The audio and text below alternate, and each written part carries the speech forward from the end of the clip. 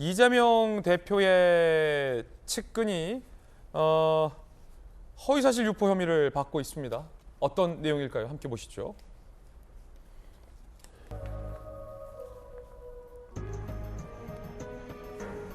자, 이재명 대표의 측근 허위사실 유포 혐의 김남준 민주당 대표실 정무부실장.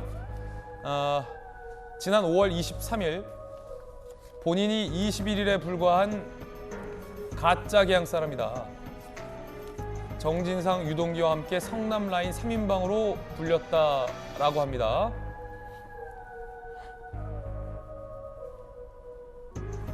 윤영선 당시 후보의 자동차 등록 원부 등을 근거해서 계양의 주소지를 둔 시기가 약 11년 정도로 파악이 됐습니다. 이 김남준 부실장이란 분이 스스로 주장한 내용이 허위라고 인식했음에도 불구하고 상대 후보를 비방할 혐의로 논평이 냈다고 판단을 해서 검찰에선 이 김남준 부실장을 허위사실 비방 혐의로 불구속 기소했습니다. 성남 3인방 중에 이 김남준 부실장도 들어가는군요. 그때 당시에 이 가짜 계양 사람 공방 한번 들어보시죠. 자꾸 저보고 금방 이사 왔다고 자꾸 그러시던데 저기 병원에다가 전입신고했던데 병원에서 먹고 자고 가족들하고 생활하셨습니까? 지금도 서울에서 사십니까? 해당 지역의 연고는 가지고 있지만 무능력하고 또 예를 들면 영향력도 미미한 경우라면 그게 과연 도움이 되겠냐. 저는 뭐 지역 연고 따지는 게 매우 좀 유치하다는 생각이 들고요. 제가 단 하루도 계양에서 생활하지 않은 적이 없습니다. 단 하루도 병원에 출근 안 한 적 없었고 계양에 세금 냈고요. 계양에 일자리 마련했고 그렇게 살아왔습니다. 이 검찰 시각은 박성현 변호사님 11년간 계양에 산 사람한테 가짜 계양 사람이다라고 이 논평을 내고 비방을 했다라는 거죠. 그렇습니다. 그 김남준 부실장에 대해서 공직선거법상 허위사실 유포 혐의로 불구속 기소가 이루어졌습니다. 이 사안은 쟁점이 가짜 계양 사람이라는 표현보다도 구체적인 진술 내용과 의도에 맞춰져 있습니다.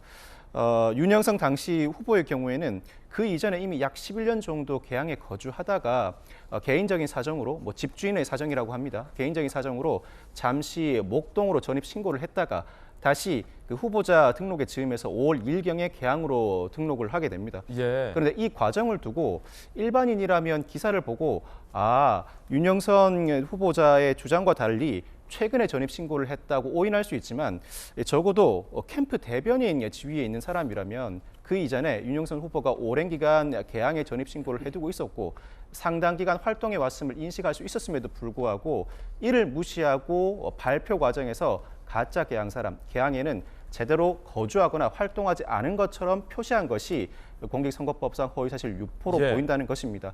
결국 이는 일정한 표현보다는 구체적인 사실관계 적시와 그 사실관계 적시 과정에서의 의도성에 쟁점이 맞춰져 있다고 보여지는데 향후 재판 과정에서 김남준 부실장의 경우에는 언론 기사를 보고 그 기사에 나온 내용을 기계적으로 인용해서 평론한 것에 불과하다고 주장할 가능성이 많아 보입니다. 그렇군요. 의도가 없었다. 검찰 입장에서는 충분히 이를 재반 사정을 인식할 만한 사정이 있었고 그럼에도 불구하고 애써 무시하고 의도를 가지고 그와 같은 발표를 했다고 주장할 것으로 보이고 나름 공방이 이어지지 않을까 싶습니다. 자, 강력기 형사 출신이시잖아요. 이제 어떤 판단의 문제인데 이 성남 3인방으로 불렸다는 거잖아요. 정진상 실장과 김남준 이 부실장하고 유동규 씨가 성남 3인방으로 불렸는데 정진상 씨, 유동규 씨는 어떻게 되는지 우리가 봤고 이제 남은 성남 3인방 중에 한 분도 물론 이제 불구속 기소가 된 건데 그렇다 보니까 이제 민주당 일각에서는 특히 이제 친 이재명계 중심에서는 아니 꺼리도 안 되는 것 같고 측근들 탁탁 다 터는 거 아니냐라는 반박도 나오고 있다는데 강력기 형사 출신이시니까 이게 뭐 기소할 감입니까 아닙니까? 의도를 가지고 이와 같은 논평을 했다면 기소는 불가피해 보입니다. 물론 기소는 불가피하다. 네, 기소는 불가피해 보입니다. 물론 당사자로서 재판 과정에서 충분히 항변할 기회는 주어지겠지만 그 항변에도 불구하고 유죄가 선고될 가능성은 남아 있어 보이고. 그래요. 기소감이다. 물론 이 사건 자체가 선거 과정에는 중대한 영향을 미치지만 뭐 실형이 선고될 만한 중대한 범죄까지는 아닙니다. 그렇다고 네. 하더라도 선거 과정에서 각종 주장이 난무하는 상황에도 불구하고 적어도 사실관계는 온전하게 확정시켜 놓고 그 사실관계를 애써 외면하는 방식으로 왜곡해서 발표하는 사안은 지양되어야 하는데 일종의 바로미터가 될 수 있는 사안으로 보입니다. 그렇다면 기소 가치가 없을 정도는 아닌 것으로 보이고 그렇지만 그렇군요. 한편으로는 김남준 부실장 입장에서도 나름대로 항변할 여지가 있으니 그 결과는 지켜봐야 하지 않을까 싶습니다. 김남준 부실장 밑에 입장이 자막으로 나가고 있군요. 언론에 있는 팩트 그대로 논평한 거다라는 박수면 변호사님 예상대로 지금 반박을 하고 있습니다. 함께 전해드렸고 일종의 이제 마타도어 흑색 선전이 요거인데 가짜 계양 사람. 이 자리에는 뭐 선거의 달인이자 진짜 강북 사람 강북인 강북 박용진 선생 나와 계십니다. 박용진 의원님 이거 어떻게 보십니까? 첫 번째요. 그 선거법 관련해서 네네. 그 아주 재밌는 일이 최근에 있었어요. 어떤 거요? 송영길 네. 서울시장 후보가 오세훈 후보에 대해서 당신이 그 서울시를 운영할 때 부채가 이만큼 늘었다. 예. 근데 그 몇 달 차이로 약간 과장됐다. 이래가지고 국민의힘 측에서 송영길 후보를 이제 선거법 위반 그러니까 허위사실에 의한 명예훼손 선거법 위반으로 딱 걸었어요. 근데 선거가 끝났어요.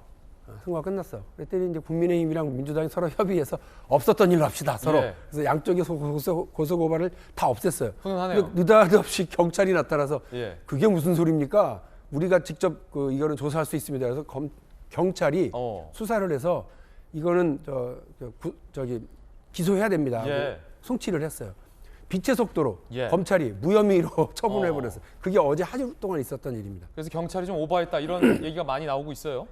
그것도 그렇지만 네. 사실은 첫 번째 하고 싶은 말은 선거 때 오고 갔던 이야기들을 가지고서 법으로 서로 막 거는 거 사실은 정치권에서 최근까지도 없었던 일이에요. 그러니까 이게 이제 정치 상도위에서 조금 어긋난다 이런 얘기가 아이고 죄송합니다. 많이 있고요. 지난번 대통령 선거 끝나고도 아직 이 문제가 제대로 서로 고소고발 취하되지 않은 것에 대해서 정치권에서 말이 많아요. 그러니까 이런 거 좀 빨리빨리 좀 더 없애져야 된다고 생각을 하고, 이 사안과 관련해서도 엄밀하게 법의 잣대로 보고 수사기관의 잣대로 보면 죄가 될 수 있다고도 볼 수 있지만 실제로 선거 과정이라고 하는 게 상대를 높여주는 과정이기보다는 깎아내리고 내가 더 나아 이걸 보여주고 싶어하는 과정이기 때문에 이거를 이렇게 포괄적으로 좀 볼 필요 있지 않나? 이것이 첫 번째 생각입니다. 두 번째는 국민들께서도 법은 엄정하게 적용되어야 하고 또 대장동과 관련해서는 싹 다 잡아들이라고 하는 박용진의 말이 맞다고 생각하실 거예요. 근데 대장동 관련 수사에서도 50억 클럽은 온데간데 없고 또 이 법의 엄정함이 유독 지금 현재로 와서는 이재명 대표 주변의 측근들을 중심으로 해서 벌어지고 있어요. 그렇다고 이재명 대표가 지은 죄가 뭐다라고 적시하는 것이 아니라 아까 배임 그리고 또 앞에 가로를 열고 포괄적 배임 이런 방식으로 자꾸 뭐 이렇게 이거 있는 척하고 있는 듯이 이렇게 연기만 피우는 과정이라면 저는 오히려 검찰과 수사기관의 신뢰가 더 이제 훼손되지 않을까 하는 생각이 들거든요. 그래서 법의 잣대는 공정하게 염정해야 하고 또 그 적용과 관련해서도 이렇게 기울어짐이 있어서는 안 된다고 하는 게 제 말씀입니다. 이제 선거 과정에 있었던 일인데 이걸 너무 또 일일이 법의 잣대로 단죄해서는 안 된다라는 의견. 그런데 이제 또 박정호 의원님께 궁금한 건 이번 또 국회의원 선거에 당선되셨으니까 저도 이제 많은 국회의원 선거 봤는데 저 사람 가짜 여기 사람이다라는 마타도어는 사실 굉장히 드물긴 해요.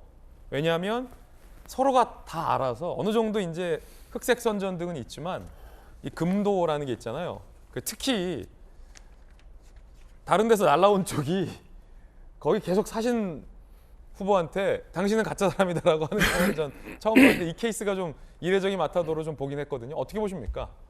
저는 일단 이 건 자체가 지금 아까 말씀 주신 것처럼 김용 정진상과 더불어 3인방이기 때문에 저희가 좀 과잉 해석하고 있는 것 아닌가 싶은 생각이 들어요. 그러니까 저는 충분히 검찰이 기소할 수 있는 건이었고 이런 경우를 제가 직접 당했기 때문에 지금 말씀을 드리고 있거든요. 그러니까 충분히 있을 수 있는 건을 기소를 했는데 마치 이재명 대표 주변에 있는 3인방이라고 해서 검찰이 무리하게 뭔가 기소를 한 아, 것처럼 오히려? 해석하면 안 된다. 이거는 이 건 자체로 해석을 해야 된다라고 말씀을 드립니다. 박용진 의원님이나 저같이 이제 대변인 많이 했던 사람들은 이 경계선상에서 굉장히 조심해야 되는데 2000년 초반에 제가 똑같은 경우로 어느 캠프의 대변인 역할을 하면서 논평을 이렇게 좀 세게 한 적이 예. 있었어요. 그 건에 대해서 우리 선거법이 재밌어서요.